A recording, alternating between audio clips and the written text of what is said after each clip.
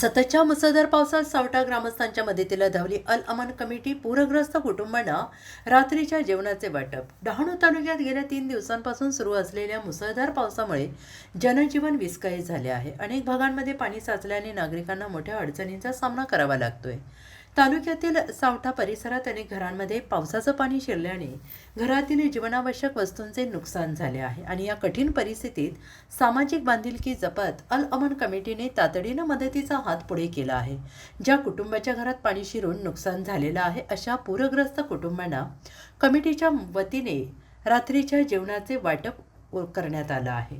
स्वयंसेवकांनी परिसरात जाऊन गरजू कुटुंबाची माहिती घेत त्यांच्यापर्यंत अन्न पोहोचवून मानवतेचा आदर्श घालून दिला आहे। संकटाच्या काळात समाजाच्या मदतीला धावून जाणे हीच खरी समाजसेवा असल्याचं उदाहरण अल अमन कमिटीने आपल्या कार्यातून दाखवून दिलंय। कोणताही भेदभाव न करता गरजूंपर्यंत मदत पोहोचवण्याचा त्यांचा प्रयत्न परिसरातील नागरिकांकडून कौतुकाला पात्र ठरतोय। स्थानिक नागरिकांनी कमिटीच्या या सेवाभावी उपक्रमाचे कौतुक करत स्वागत करत अशा सामाजिक संस्था आपत्तीच्या काळात समाजासाठी मोठा आधार ठरतात अशी भावना व्यक्त केली।